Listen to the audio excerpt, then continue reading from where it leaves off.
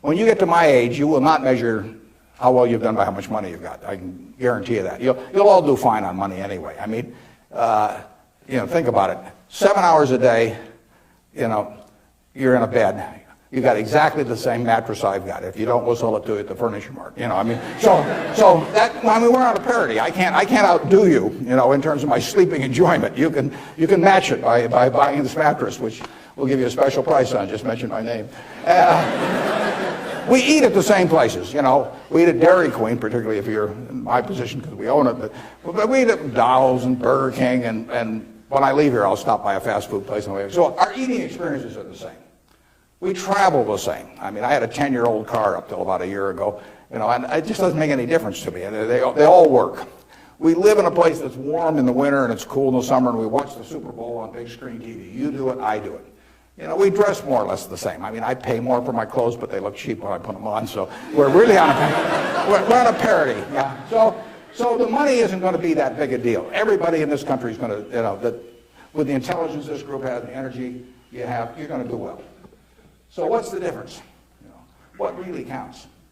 Well, I would say that you will measure, health is enormously important, and that's a matter of a fair amount of luck. I mean, so I'm not shortchanging it. I'm just saying you can't do too much about that.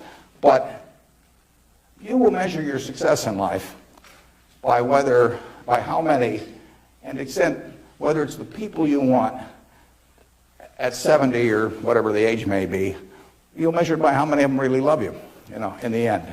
I mean, you can't buy love. I mean, it doesn't work. You can buy sex, you can buy testimonial dinners, you can buy your name on buildings, you can do all kinds of things. But the only way you get to be, love is to be lovable. It's kind of irritating, actually. If you got a lot of money, it'd be more fun to just write out a check for $1 million. So everybody, from now on loves me. But it doesn't work that way. And in fact, the only way is to be lovable. And I've got this friend who came out of Auschwitz and had at least one member of the family die there. And what is it now? It's 60 years later.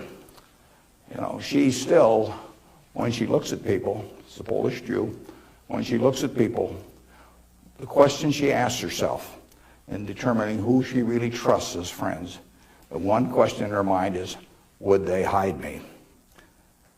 Now, when you get to be 70, if you've got a lot of people that would hide you, you've had a successful life. I know people who have a tremendous amount of money, no one would hide. Their own kids wouldn't hide them. I mean, they really wouldn't. I mean, their business associates wouldn't, or anybody else. If it really came down to it, they don't have anybody's respect. They've got their attention maybe with money or something of the sort, but nobody loves them. They pay homage to them, and the kids may put up with them and hope they don't change their will or something, but the truth is that nobody would hide them. And if you've got a lot of people that would hide you when you get to be 70, you will have a very successful life.